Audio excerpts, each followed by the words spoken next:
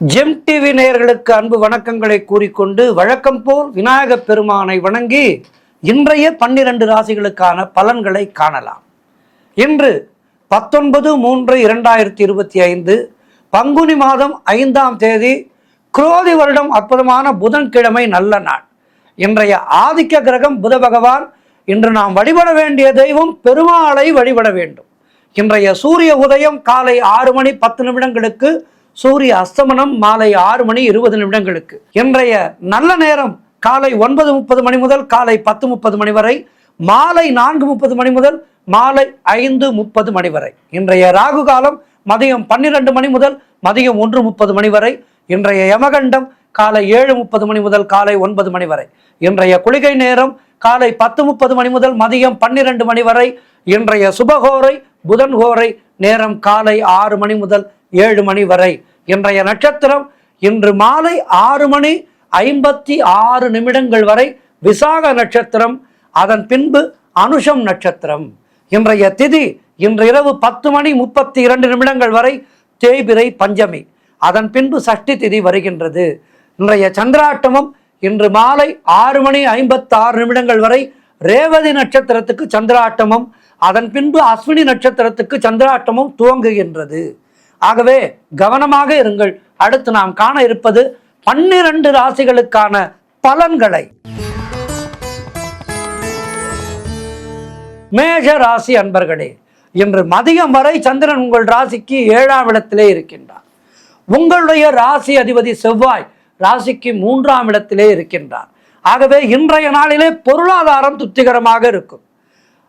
திருமணம் போன்ற சுபகாரிய பேச்சுவார்த்தைகள் இனிதே முடிகின்ற நாள். உறவினர்களோடு இருந்து வந்த மன வருத்தங்கள் எல்லாம் தீரும். தொழில் மற்றும் வியாபாரத்திலே நல்ல முன்னேற்றம் உண்டாகும். அலுவலகத்திலே இருந்து வந்த நெருக்கடிகள் எல்லாம் குறைகின்ற நாள். வேலை இல்லாதவர்களுக்கு நல்ல வேலை கிடைக்கும். பிள்ளைகளால் பெருமை ஏற்படும். வாழ்க்கை துணையால் மகிழ்ச்சி உண்டாகும். குலதெய்வ வழிபாடு வெற்றியை தரும். மனம் மிகவும் சந்தோஷமாக இருக்கின்ற நாள். வீடு வண்டி வாகன மாற்றம் சிலருக்கு ஏற்படும். கூட்டு தொழிலிலே நல்ல லாபங்கள் வருகின்ற நாள். எதிர்பார்த்த பணியிட மாற்றம் கிடைக்கும். இப்படி எல்லா வகையிலும் உங்களுக்கு சிறப்பாக இருக்கின்றது. மேலும் நற்பலன்களை பெறுவதற்கு பெருமாளை இன்றைய நாளிலே வழிபாடு செய்யுங்கள். வாழ்த்துக்கள். ரிஷபராசி அன்பர்களே, இன்று மதியம் வரை சந்திரன் உங்கள் ராசிக்கு 6ஆம் இடத்திலே இருக்கின்றார். உங்களுடைய ராசி அதிபதி சுக்கிரன் ராசிக்கு 11ஆம் இடத்திலே இருக்கின்றார். ஆகவே சிலருக்கு வீண் விரயங்கள் இன்றைய நாளிலே உண்டாகலாம். குலதெய்வ வழிபாடு வெற்றியை தரும். வெளிநாடு செல்லும் யோகம் ஒரு சிலருக்கு உண்டாகும். தொழில் சம்பந்தமான புதிய கடன் எதுவும் இன்றைய நாளிலே வாங்காதீர்கள். தேவையில்லாமல் மற்றவர்களுடைய விஷயங்களிலே தலையிடாதீர்கள். வீண் வாக்குவாதங்களை முற்றிலுமாக தவிர்க்க வேண்டிய நாள். மௌனத்தை கடைபிடியுங்கள். மேலதிகாரிகளால் அலுவலகத்திலே நெருக்கடிகள் உண்டாகும். பொருளாதாரம் நெருக்கடியாக இருக்கின்றது. நண்பர்கள் மூலம் அனுகூலம் உண்டாகும். உத்தியோக உயர்வு, பணியிட மாற்றம் போன்றவை ஏற்படும்.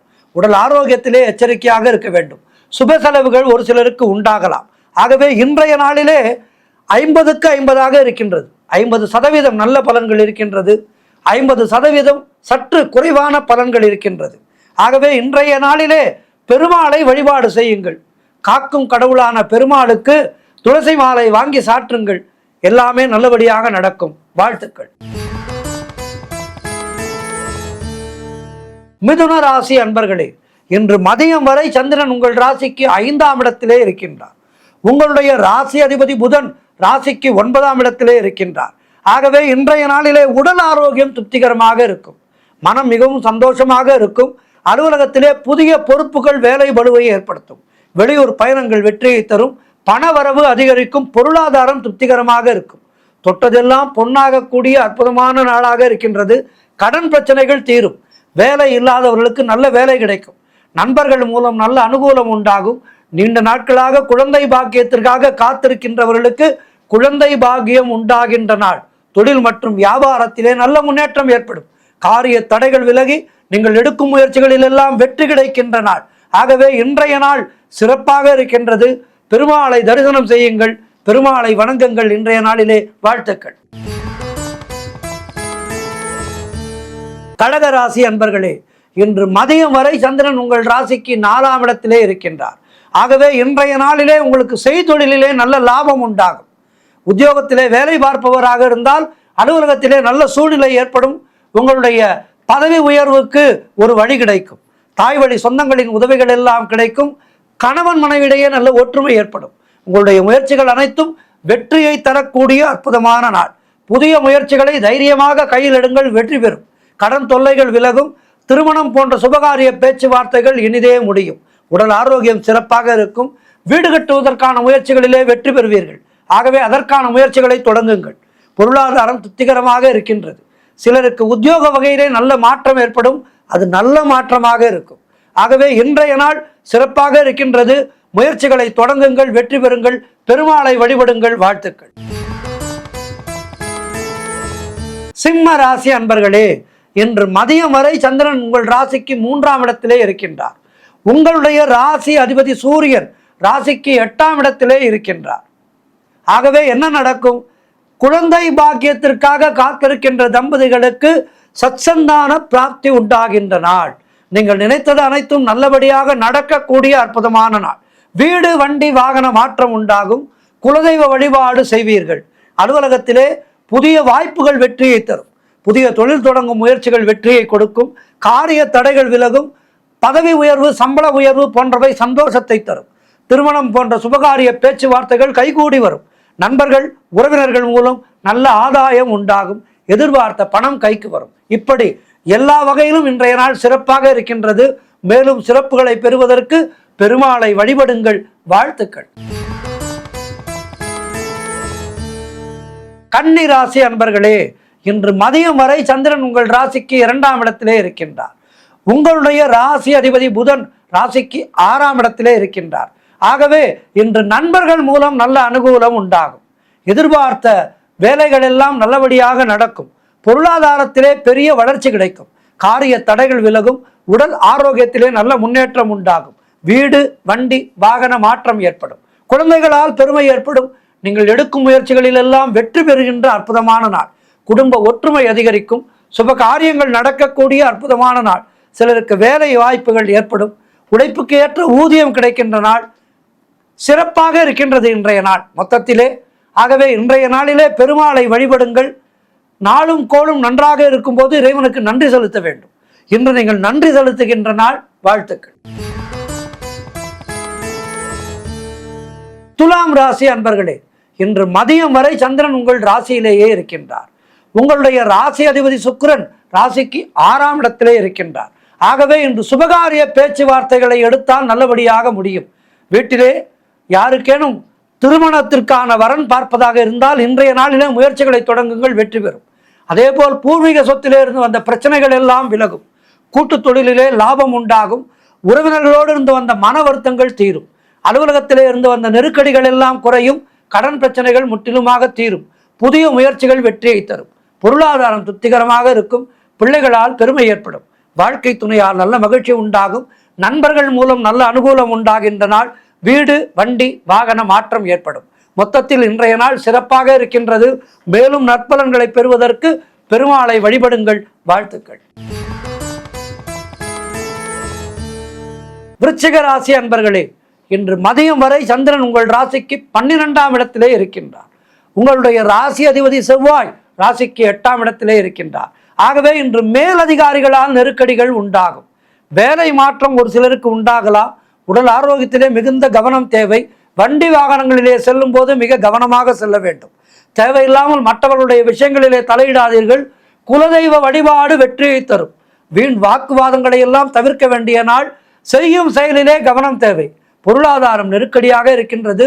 தொழிலிலே புதிய முதலீடுகளை தவிர்க்க வேண்டும். புதிதாக கடன் எதுவும் வாங்காதீர்கள். நீங்களும் கடன் கொடுக்காதீர்கள். கணவன் மனைவிக்குள் சண்டை சச்சரவுகள் ஏற்பட்டு விலகும். ஆகவே பேசுகின்ற போது கவனமாக நிதானித்து பேசுங்கள். ஒரு வார்த்தை கொல்லும், ஒரு வார்த்தை வெல்லும் என்று சொல்வார்கள். ஆகவே வெல்லுகின்ற வார்த்தைகளை பேசுங்கள். இன்றைய நாளிலே கவனத்தோடு இருங்கள். பெருமாளை வழிபடுங்கள். வாழ்த்துக்கள். தனுசு ராசி அன்பர்களே, இன்று மதியம் வரை சந்திரன் உங்கள் ராசிக்கு 11ஆம் இடத்திலே இருக்கின்றார். உங்களுடைய ராசி அதிபதி குரு ராசிக்கு 6ஆம் இடத்திலே இருக்கின்றார். ஆகவே இன்றைய நாளிலே குழந்தை பாக்கியத்திற்காக காத்திருக்கின்ற தம்பதிகளுக்கு குழந்தை பாக்கியம் உண்டாகும். உறவினர்களோடு நண்பர்களோடு இருந்த மன வருத்தங்கள் எல்லாம் தீருகின்றன. வேலையிலே எதிர்பார்த்த இடமாற்றம் அமையும். முன்னோர்களுடைய சொத்திலே இருந்து உங்களுக்கு வர வேண்டிய பணம் கைக்கு வரும். பிள்ளைகளால் பெருமை ஏற்படும். வெளியூர் பயணங்கள் மாபெரும் வெற்றியை தரும். உடல் ஆரோக்கியம் மிகவும் திருப்திகரமாக இருக்கின்றது. தொழில் மற்றும் வியாபாரத்திலே நல்ல முன்னேற்றம் ஏற்படும். காரிய தடைகள் எல்லாம் விலகி நீங்கள் எடுக்கும் முயற்சிகளில் எல்லாம் வெற்றி கிடைக்கின்ற அற்புதமான நாள்.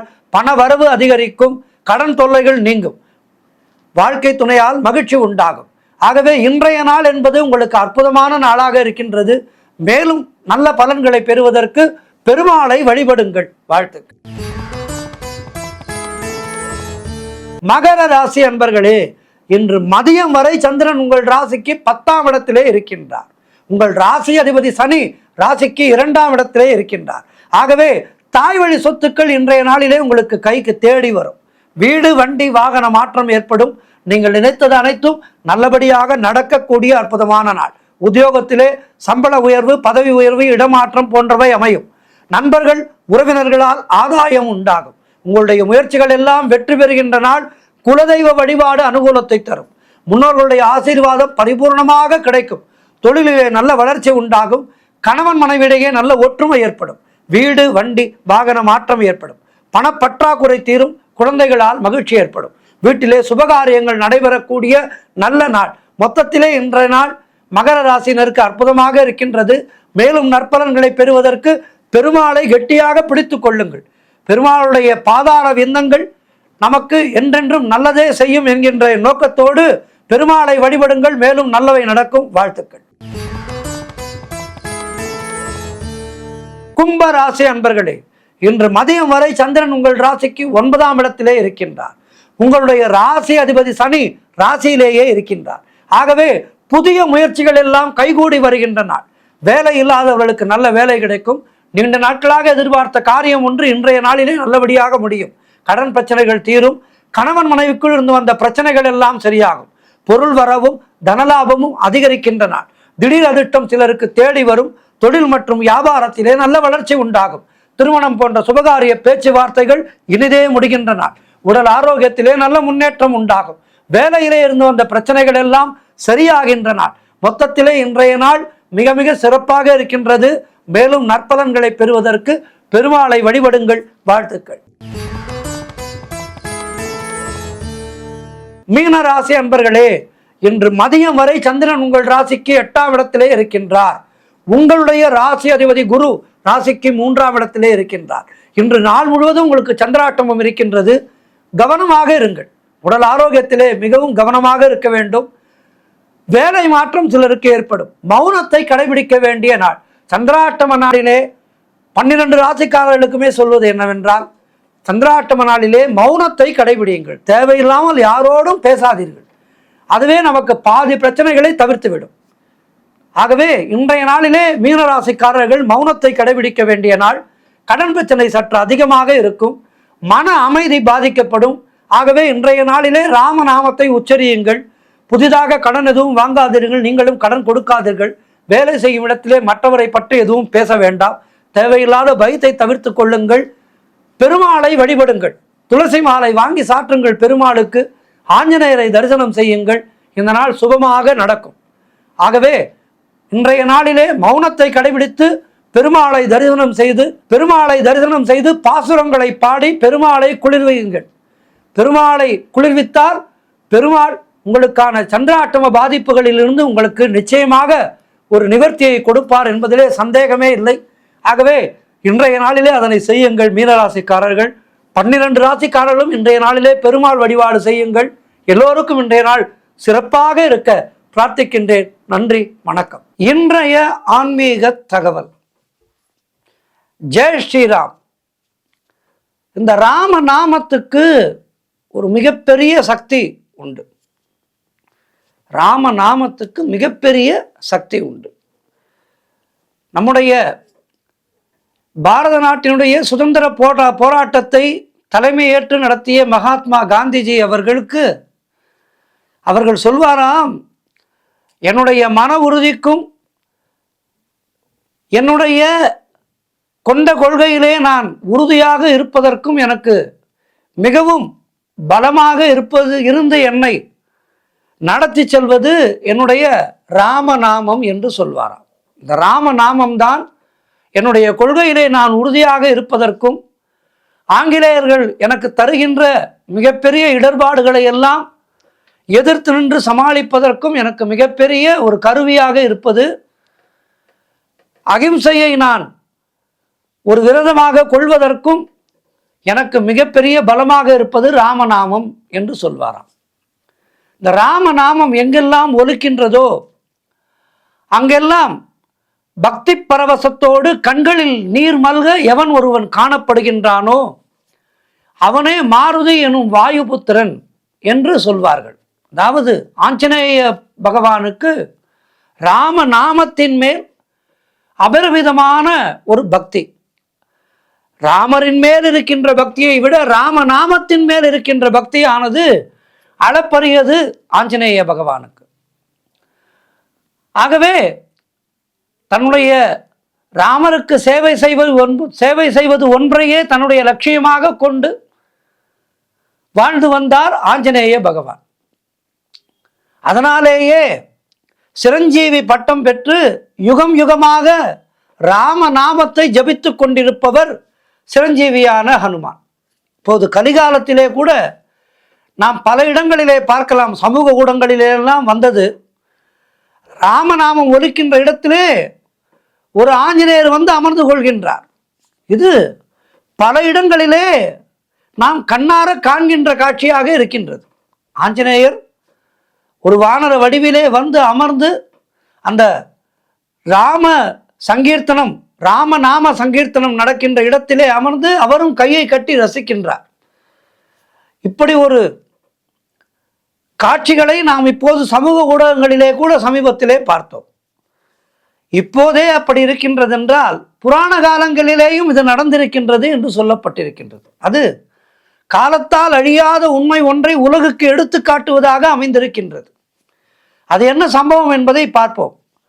பட்டாபிஷேகத்துக்கு பிறகு நீதி தவறாது ராமராஜ்யம் நடத்தி வந்த ஸ்ரீராமர் மக்களுடைய நலன் கருதி நாட்டினுடைய வளமைக்காக வசிஷ்டர், விஸ்வாமித்திரர், அத்ரி முதலான மகரிஷிகளை எல்லாம் கொண்டு ஒரு மிகப்பெரிய யாகத்தை நடத்தினார்.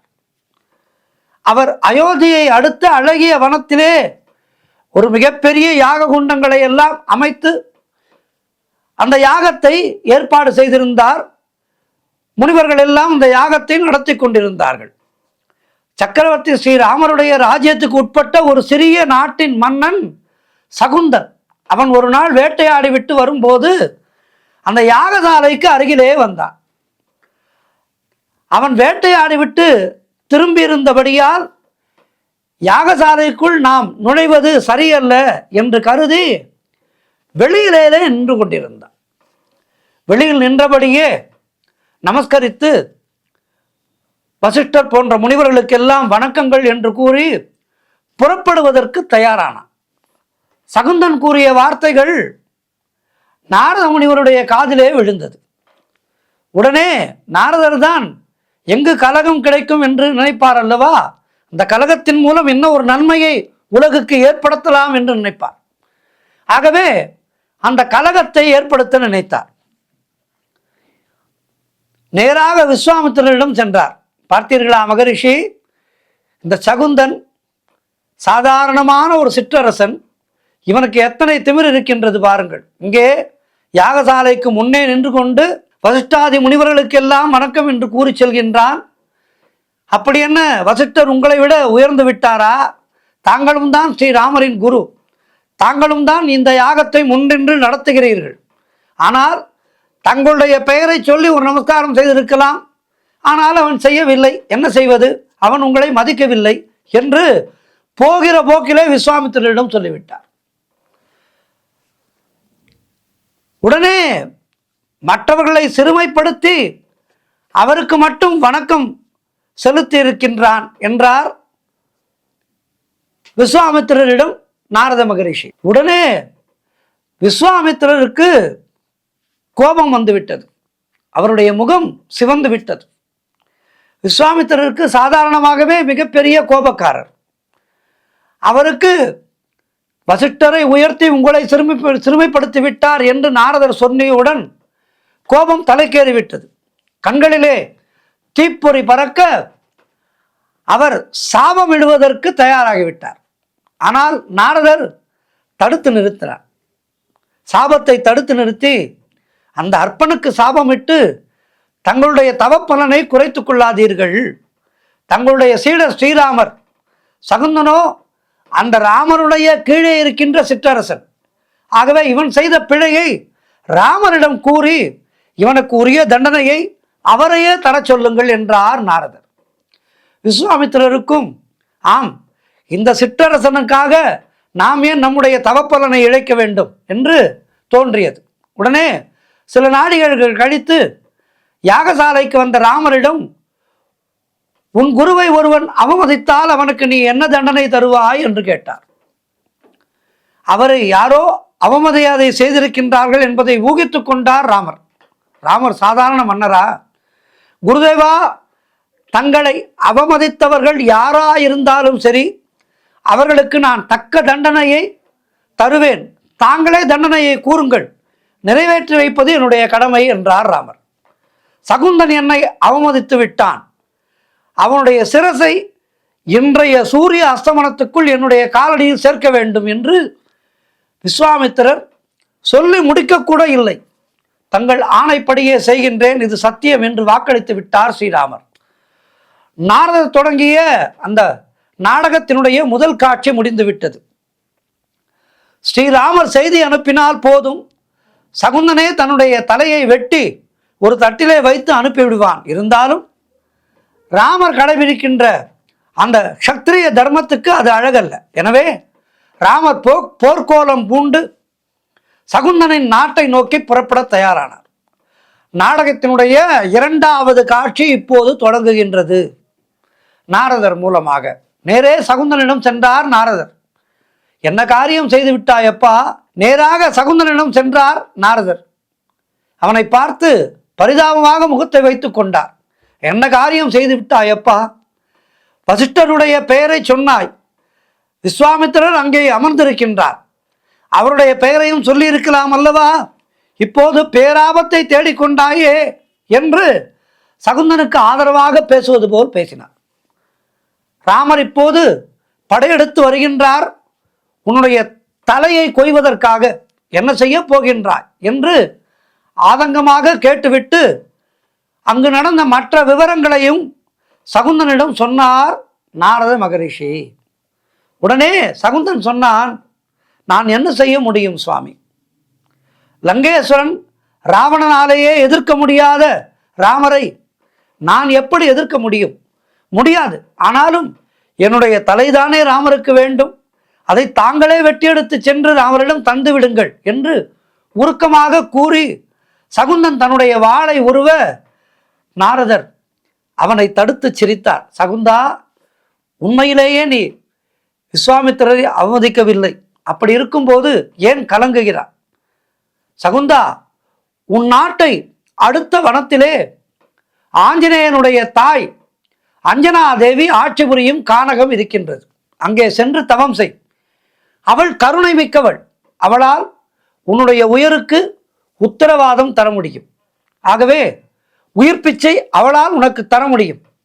எனவே அங்கு சென்று தவத்தை மேற்கொள்வாயாக என்று கூறிவிட்டார். பிறகு ராமபானம் கூட அவளுடைய ஆட்சியிலே நீ இருந்தால் உன்னை ஒன்றும் செய்ய முடியாது என்று நம்பிக்கை அளித்தார். சகுந்தனுக்கும் நம்பிக்கை பிறந்தது. அஞ்சனாதேவி ஆட்சி புரிகின்ற கானகம் சென்றான். அங்கே அக்னியை வளர்த்தான். அஞ்சனாதேவி சரணம் என்று பக்தியோடு அக்னியை சுற்றி பலமுறை வனம் வந்து பிராணத்தியாகம் செய்ய தயாராகிவிட்டான். தாயல்லவா அவள்? தன்னை சரணடைந்த குழந்தையை சாக விடுவாளா? உடனே அஞ்சனாதேவி அவன் முன் தோன்றினாள். குழந்தாய், கவலைப்படாதே. என்னை சரணடைந்த உயிருக்கு எந்த ஆபத்தும் நேராது. தீர்காயுஷ்மான் பவது என்று ஆசைகள் கூறி அவன் நீண்ட ஆயுள் வாழ வரம் தந்தான். சகுந்தன் அவளது திருவடியிலே விழுந்து வணங்கினான். நான் மரணகண்டத்திலே சிக்கியுள்ளேன். ராமரால் எனக்கு ஆபத்து. ராமர் தன்னுடைய குருவின் காலடியிலே என்னுடைய சிரசை போட வேண்டும் என்று வந்து கொண்டிருக்கின்றார். சூரிய அஸ்தமனத்துக்குள் இந்த விஷயமானது நடக்க இருக்கின்றது. அவர் என் மீது போர் தொடுத்து வருகின்றார். இப்போது நான் உயிர் பிழைக்க என்ன செய்ய வேண்டும் என்று கூறி அருளுங்கள். நான் மனதால் எந்த தவறும் செய்யவில்லை என்று வணங்கினான் சகுந்தன்.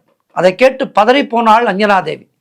ராமனுடைய பானத்திலிருந்து சகுந்தனை காப்பாற்றுவது என்பது இயலாத காரியமாயிற்றே என சற்று தயங்கினாள், கலங்கினாள். இருந்தாலும் வாக்கு கொடுத்து விட்டோம், இந்த வாக்கை காப்பாற்ற வேண்டும். அதாவது அந்த யுகங்களிலே வாக்கு கொடுத்தால் காப்பாற்ற வேண்டும் என்கின்ற தன்முனைப்பு இருந்தது. ஆகவே வாக்கு கொடுத்து விட்டோம், இந்த வாக்கை நாம் காப்பாற்ற வேண்டும் என்று உயரிய மனதோடு உறுதியாக இருந்தார். தன்னுடைய வாக்கை காக்கும் பொறுப்பை தன்னுடைய மைந்தன் ஹனுமனிடம் ஒப்படைக்க முடிவு செய்தார். ஹனுமன் ராமதூதன் அல்லவா? ராமனுக்காக இலங்காபுரி சென்று சீதையை கண்டு ராமர் சீதையை மீட்பதற்கு மிகப்பெரிய உதவிகளை செய்தவன் ஹனுமன். ஆகவே தன்னுடைய மகனை தன் கண் முன்னே தோன்றும்படி சங்கல்பித்தாள். அடுத்த நிமிடமே எதிரே வந்து நின்று வணங்கினான் ஹனுமன். தாயே நமஸ்கரிக்கின்றேன் என்றான். ஸ்ரீராமருடைய பித்ரு பக்திக்கு ஹனுமனின் மாத்ரு பக்தி என்பது எந்த விதத்திலும் சற்றும் குறைவானது அல்ல என்பதை உலகுக்கு நிரூபிக்க வேண்டும். மகனே, இவன் சகுந்தராஜன். பிராணத்தியாகம் செய்ய துணிந்த போது அவனை தடுத்து நிறுத்தியிருக்கின்றேன். இவனை காப்பாற்றுவாயாக என்று ஆஞ்சநேயனை பணித்தான். இவனை எப்படியேனும் காப்பாற்று என்று மகனுக்கு கட்டளையிட்டாள் அஞ்சனாதேவி. ஆஞ்சநேயனும் அப்படியே செய்கின்றேன் தாயே. தனது உயிரை பறிப்பதற்கு ஸ்ரீராமர் தான் தேடுகின்றார் என்பதை சகுந்தன் சொல்ல சலனமே இல்லாமல் நின்றான் ஹனுமன். எதிர்ப்பது ராமராக இருந்தால் என்ன, மும்மூர்த்திகளே ஆனாலும் என்ன, தாயிடம் அடைக்கலம் கேட்டு வந்தவனை காப்பது தன்னுடைய கடமை எனும் உறுதியோடு நின்றான். எந்த ஆபத்தையும் எதிர்க்கின்ற வல்லமையின் ரகசியம் ஒன்றை அவன் அறிந்து வைத்திருந்தான். தன்னுடைய வாளை நீளமாக வளர்த்து அதனை ஒரு கோட்டை போல அமைத்தான். அதற்குள் சகுந்தனை பாதுகாப்பாக அமர்த்திவிட்டு சிறு குரங்கின் வடிவெடுத்து வால்கோட்டையின் மேல் அமர்ந்து கொண்டு தாய்க்கு செய்யும் கடமைக்காக தாயினும் மேலான தலைவனையே எதிர்க்க தயாரானான். இதனிடையே ராம லக்ஷ்மணர்களுடைய சைன்யம் சகுந்தராஜனுடைய தலைநகரிலே புகுந்தது. உயிருக்கு பயந்து சகுந்தன் அஞ்சனாதேவியினுடைய வனத்திலே மறைந்திருப்பதை அறிந்து ராமர் அங்கே சென்று போரை தொடங்கினார். மலை போன்ற வால் கோட்டையை நோக்கி ஸ்ரீராமருடைய அஸ்திரங்கள் சரமாரியாக வானிலே பறந்தது. ஆனால் அவர் எய்த அஸ்திரங்கள் யாவும் அடுத்த வினாடிகளிலே அவருடைய திருவடிகளிலேயே திரும்பி வந்து விழுந்தது. அதிசயித்து போனார் ராமர். யுத்தம் தொடர்ந்தது. ராமர் கற்ற அஸ்திர வித்தைகள் அனைத்துமே தோற்று போயின. இதற்காக காரணம் தெரியாமல் ராமர் திகைத்து நிற்க நாரத முனிவர் தான் போட்ட முடிச்சை எவிழ்க்க தானே வந்தார். அங்கே வந்து நின்றார் ராமர். ராமா, உன்னுடைய அஸ்திரங்களின் சிம்ம நாதமும் உனது யுத்த பேரிகையின் சப்தமும் ஒரு கணம் நிற்கட்டும். இதன் காரணத்தை நீ அறியலாம் என்றார் சூசகமாக. ஒரு கணம் யுத்த பூமியிலே அமைதி தோன்றியது. அப்போது எங்கிருந்தோ காட்டிலே மிதந்து வந்து ராம ராம ராம என்ற நாமம், ராம் எனும் நாமம், அந்த ராம நாம சப்தம் கேட்டு அனைவரும் மெய்சிலிச்சனர். அது ஹனுமனுடைய குரல். அவன் ஒருவனால் தான் ராமநாமத்தை அத்தனை பக்தியோடு அழகோடும் சக்தியோடும் ஸ்ரத்தையோடும் ஜபிக்க முடியும் என்பது ராமருக்கு தெரியும். நாடகத்தினுடைய இறுதி காட்சிக்கு வந்தார் நாரதர். ராமா, உன்னுடைய திருநாமத்தினுடைய சக்திகளை, அந்த சக்திக்கு முன்னால் உன்னாலேயே எதுவும் செய்ய முடியாது என்பதை உலகுக்கு உணர்த்த நினைத்தேன். அதன் காரணமாகத்தான் இப்படி ஒரு நாடகத்தை சகுந்தனின் மூலமாக நடத்தினேன், என்னை மன்னித்து விடு என்றார். ராமர் உடனே சகுந்தனை மன்னித்து தன்னோடு அணைத்து கொண்டார். இத்தனைக்கும் காரணமான அஞ்சனாதேவியை வணங்கினார். அனுமனை வாஞ்சையோடு அணைத்து கொண்டார். ஆகவே காலத்தால் அழியாத பெருமை வாய்ந்தது ராமனுடைய நாமம். அதிலும் அந்த நாமத்தை ஆஞ்சநேயன் ஜபிக்கின்றான் என்றால் அதை வெல்ல ராமராலேயே முடியாது என்பதைத்தான் இந்த சம்பவமானது நமக்கெல்லாம் உணர்த்துகின்றது. ஆகவே அந்த ராம நாமத்தை நாம் எல்லோரும் ஜபித்து வந்தால் நம்மை தேடி வருகின்ற இன்னல்கள் எல்லாமே பறந்து போகும் என்பது உண்மை. ஆகவே ராம நாமத்தை ஜபிப்போம், இந்த உலகிலே நல்ல வண்ணம் வாழ்வோம். ஜெய் ஸ்ரீராம், ஜெய் ஸ்ரீராம், ஜெய் ஸ்ரீராம்.